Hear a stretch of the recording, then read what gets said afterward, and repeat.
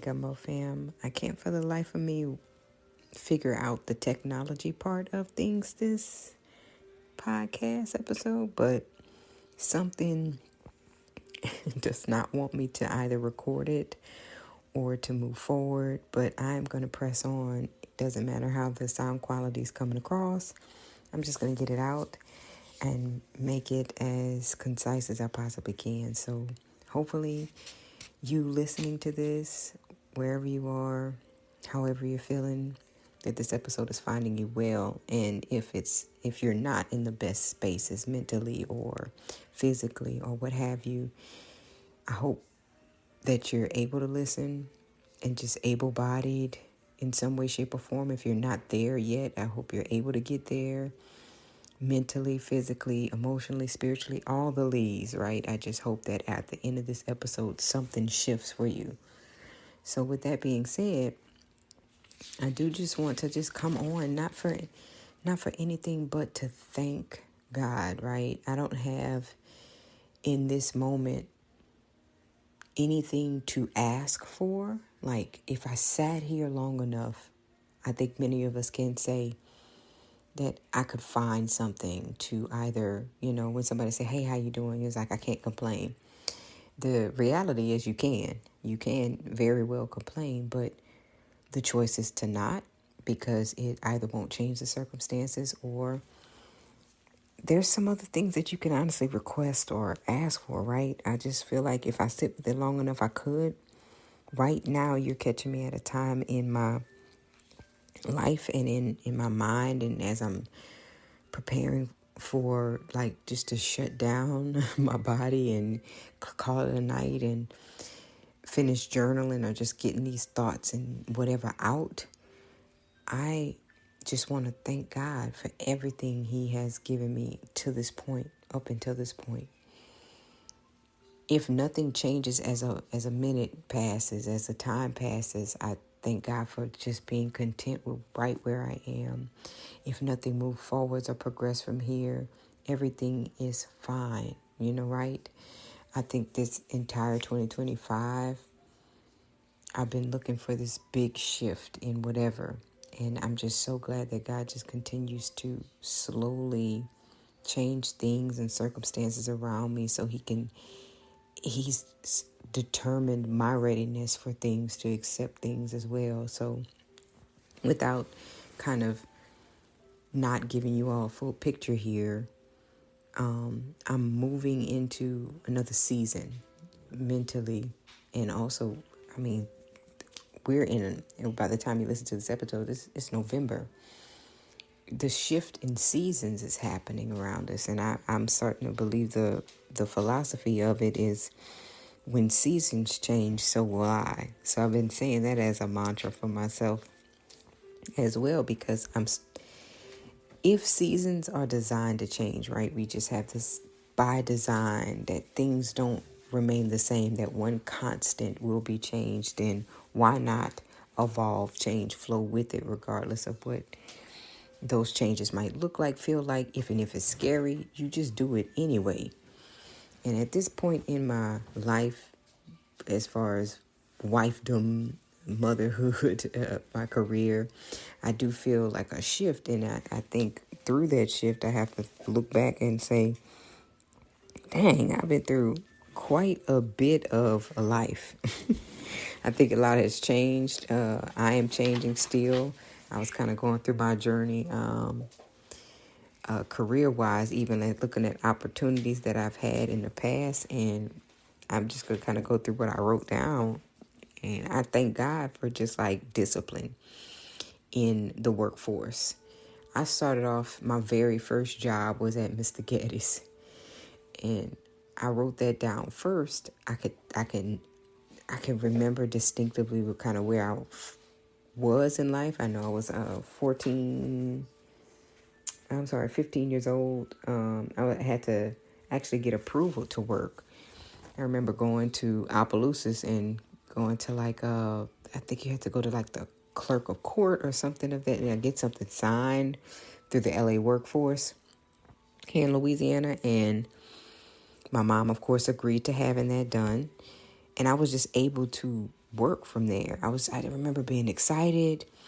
I remember also having a summer job. I just remember being industrious in a way of like, okay, I wanted to work. I desire to work. I don't know, looking back, why.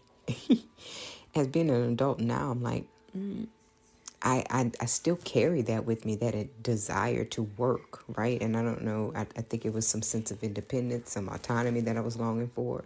But Mr. Geddes was the first job. It was not an easy one.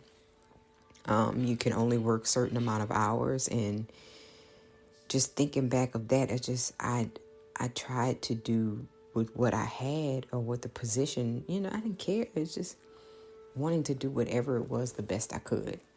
And so working at Mr. Getty, still in high school and still doing like tennis, a camp on the side. I remember being a tennis like instructor. You could volunteer for the summer, and that's kind of. I remember working with one of my friends that was also in my class. His name was Nick. We were on the tennis team together, and we both worked at Mr. Getty's. Like, we were just like, we're gonna just do it together. Our moms were on board with us working at 15, and so it was just kind of, again, fresh, fun. You could bring in your own money, and like I said, a sense of independence, but also like, I'm trying to figure out like what didn't stop me from just being like, man, I don't have to work. I could live my young life. Like, I don't think my mom was forcing me to work. So where did that come from? I'm happy to have that stepping stone, because I started writing in my journal, y'all. I wrote it like a map. I wrote, okay, you went from Mr. Getty's, you went from the food industry, right? Customer service, so to speak, cleaning up, things like that. That beginning stage of fast food, to Mr. Getty's. Burger King was my second job. Then I worked at the recreational center in Eunice, where I was leading the tennis camp stuff was going on. Like, I could coordinate, and I was working as a secretary. Just like, mind y'all, I was at that time probably 16 or 17 years old.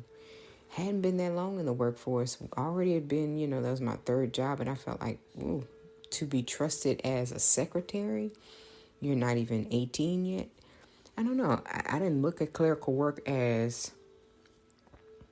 like administrative work as hard. I thought it was like, oh yeah, I have strong organizational skills. I can do this. So being 17 and barely a senior and handling invoices and things of that nature, that I really, looking back, was like, who trusted you? Like, what?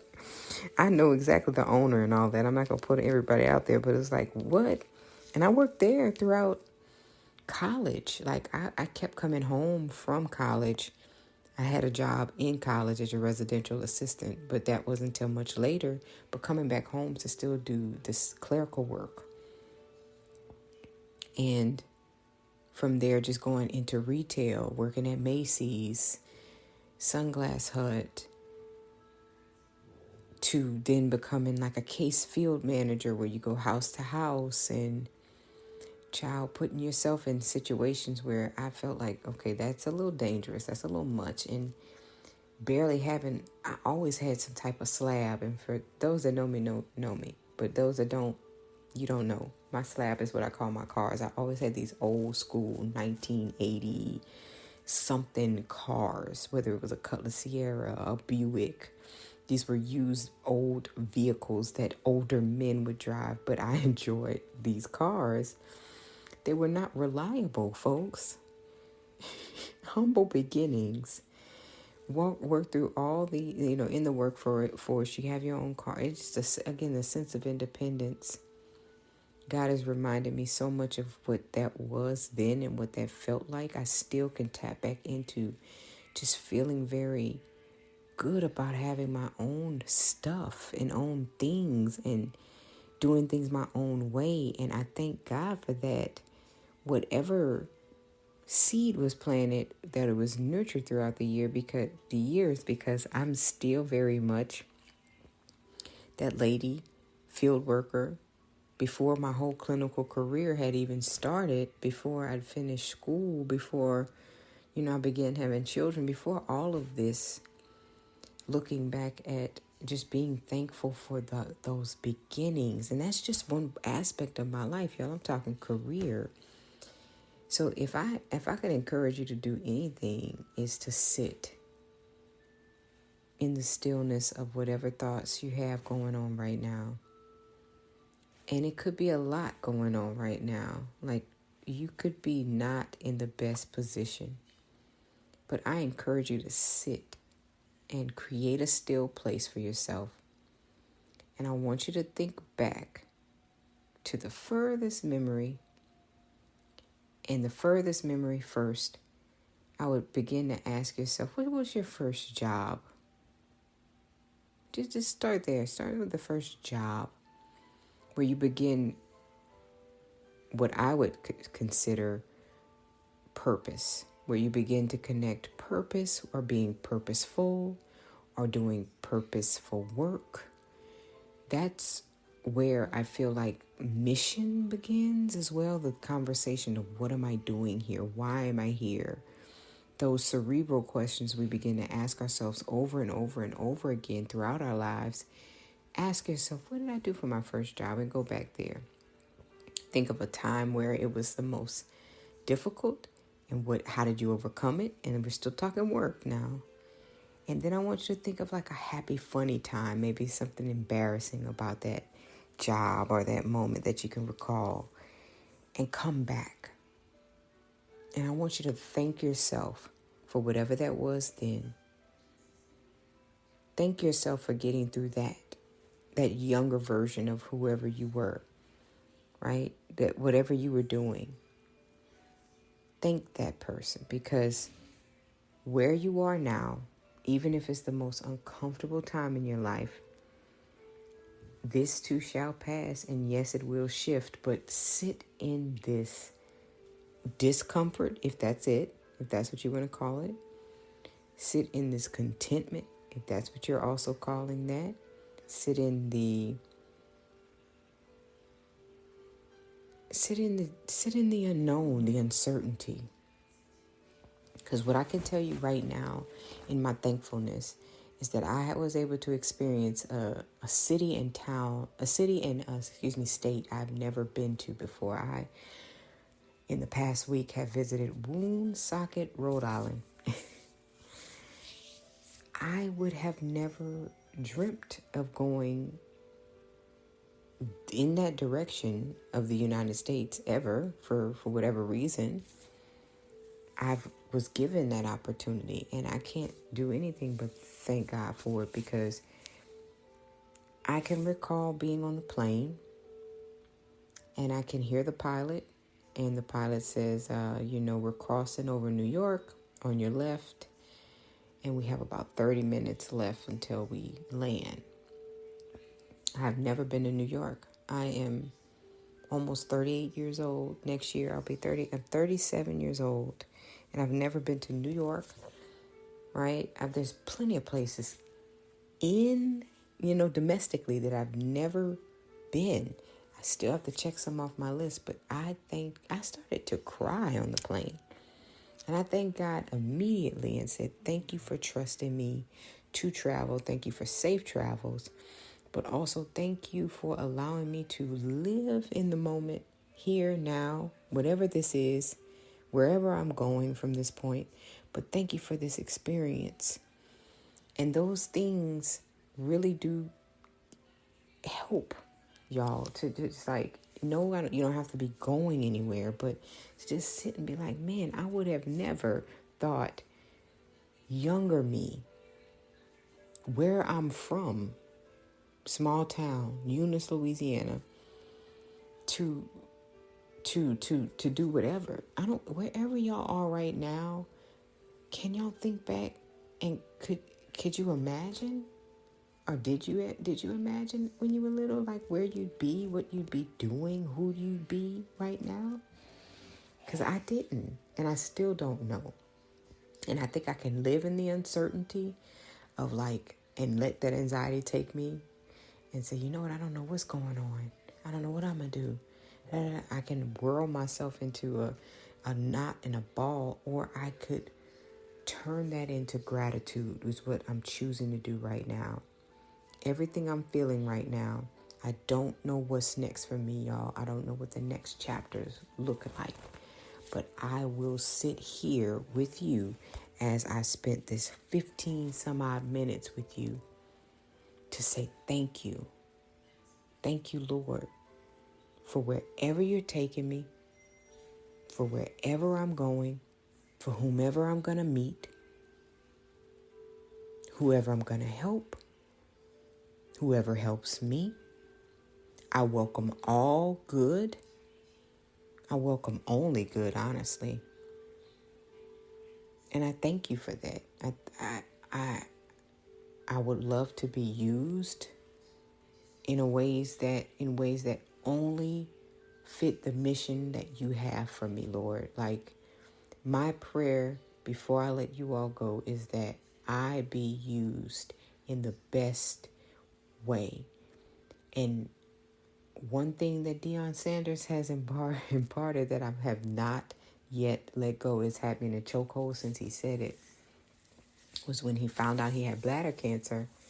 And he asked God, he said, or he told God rather, like, help me help you get whatever mission you have planned in motion. Like, I don't want to be in the way. I only want to help you do what you got to do faster, because I know that you're doing this for a reason. That's the posture I want to be in right now. Lord, I know you got something big planned. The crazy thing is, I don't know what that is. I don't have a clue, but I don't want to get in your way. Instead, help me move in the same direction, in the same motion, and at the same speed you're moving at. Let me help you. Whatever you're trying to achieve, I want to help you achieve it faster. So remove all fear, remove all doubt, allow only good, only positivity, only fearlessness to come in. And I welcome that. So that whatever mission you have gets fulfilled and done faster, because we're working as a team. All right, y'all. I think I'm done. I think that's just me putting my journal entry out verbally. Thank you for my TED Talk. And I'll be back.